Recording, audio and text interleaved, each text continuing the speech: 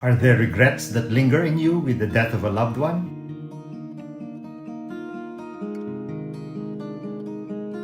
A man had a little daughter, an only and much beloved child.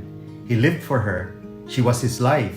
So when she became ill and her illness resisted the efforts of the best obtainable physicians, he became like a man possessed, moving heaven and earth to bring about her restoration to health.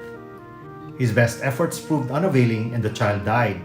The father was totally irreconcilable. He became a bitter recluse, shutting himself away from his many friends and refusing every activity that might restore his poise and bring him back to his normal self. But one night he had a dream. He was in heaven and was witnessing a grand pageant of all the little child angels. They were marching in an apparently endless line past the great white throne. Every white-robed angelic thought carried a candle. He noticed that one child's candle was not lighted. Then he saw that the child with the dark candle was his own little girl. Rushing to her while the pageant faltered, he seized her in his arms, caressed her tenderly, and then asked, "How is it, darling, that your candle alone is unlighted?" "Father, they often relight it, but your tears always put it out."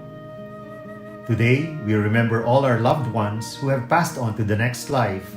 In many parishes, there will be a special Mass, and different readings are used. As Christians, we remember them before the Lord and pray for their souls as we express our communion with God. As we do so, we recall our time spent with them. Regrets may be aplenty, for life is fleeting, time is gold, and death unexpected. If we could turn back the hands of time, we may want to do things differently. We may perhaps love more. Someone once said, if we remembered every day that we could lose someone at any moment, we would love them more fiercely and freely, and without fear, not because there is nothing to lose, but because everything can always be lost. In our imperfect human state, living life without some form of regret is quite impossible, but we certainly can chip away at some of them if we reflect on what we could be and what we can do as we prepare for our own eventuality. Sitting at the bedside of dying patients, Tenzin Kiyosaki sees every day how regrets can haunt people at the end of life.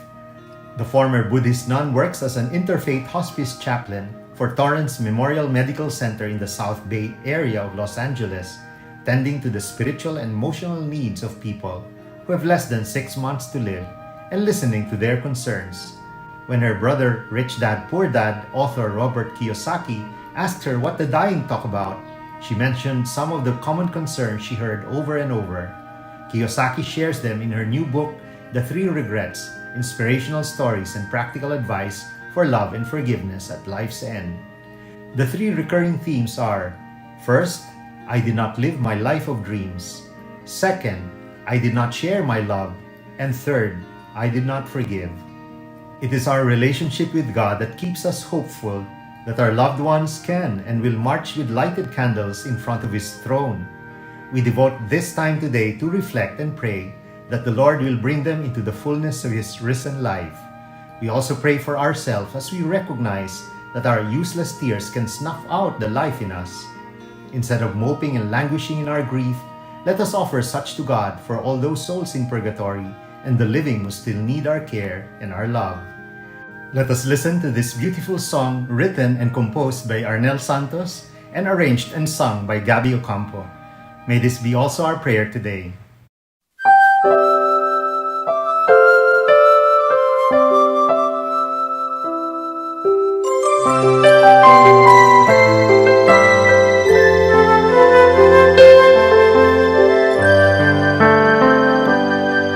Hindi man lang kita nayakap, hindi man lang kita nahalikan. Sa huling sandali, kahit saglit man lang, sana nadama muli ang init ng iyong pag-ibig.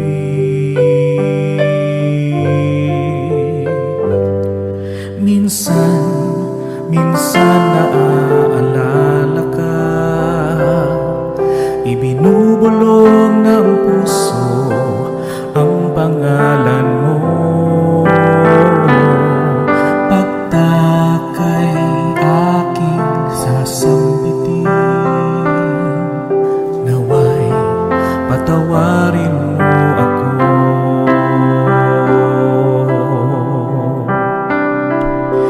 Ipasa sa Diyos na lang, ipasa sa Diyos na lang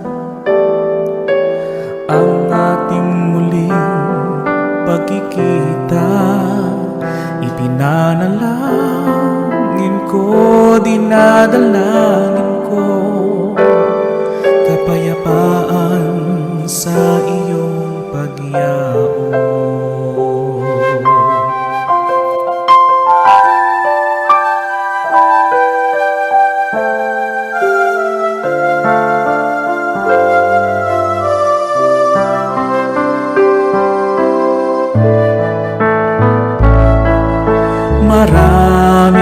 Maraming salamat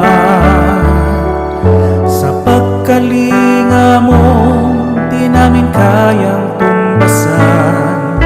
Kaya kahit nasa iyong pagyaon, mamamalagi ka sa puso ko. Ipasa sa Diyos na lang, ipasa sa Diyos na lang ang ating muling pagkikita. Ipinanalangin ko, dinadalangin ko kapayapaan sa iyong pagyaon.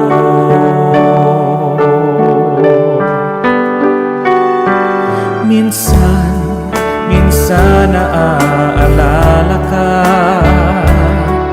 ibinubulong ng puso ang pangalan mo.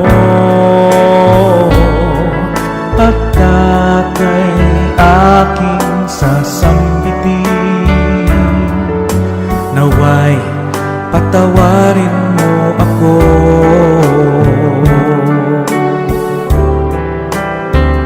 Ipasa sa Diyos na lang, ipasa sa Diyos na lang ang ating muling pagkikita. Ipinanalangin ko, dinadalangin ko kapayapaan sa iyong pagyaon. Sa'yo namin masarap mabuhay kahit mahirap lang.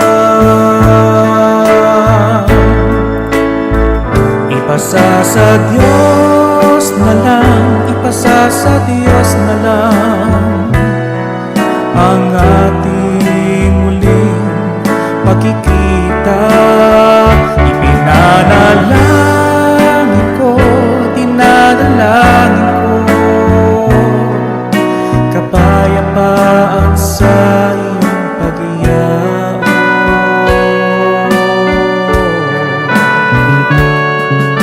Kapayapaan sa